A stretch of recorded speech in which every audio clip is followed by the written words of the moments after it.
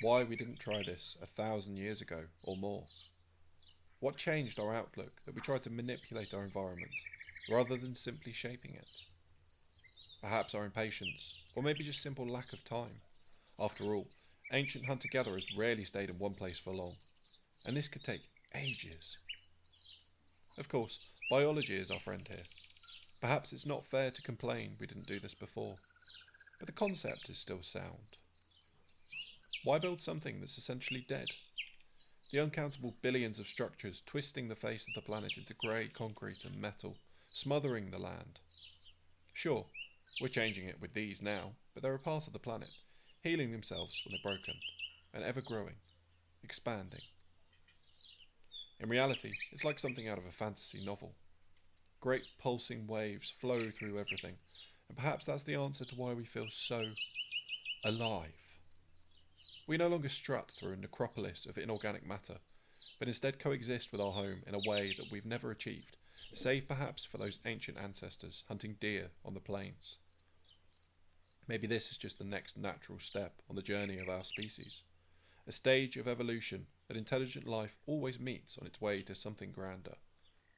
Perhaps we had to make the mistakes of the past, destroying the environment, wasting so much just to learn the lesson for future generations.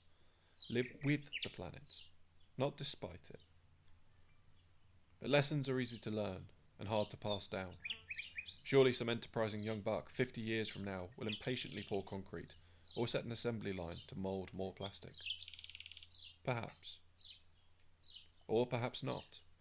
Maybe at the end of all this is a more profound understanding of human behaviour, that we don't bow to rules we can never understand, but instead follow the pull of incentives, the path of least resistance. Because we all have to admit that growing our cities, rather than building them, is better. We all feel better, more connected, less stressed, no more neon lights and peeling white paint, no more overlocked corners where litter or polluted rainwater collect, dripping endlessly into nothingness. Sure, we move more slowly, but perhaps that's better. Less productive maybe, but then what was productivity other than a facet of a life lived unnaturally?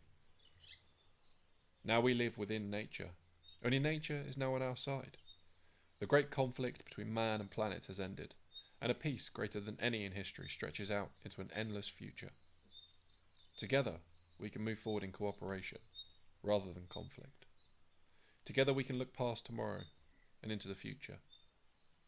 Because this is just a step on that journey that humanity has been on since the moment an ancestor picked up a stick and began to sharpen it. We're unlike anything else that ever walked the surface of the earth, the heirs to the universe itself. Almost like gods. Now, there's a thought.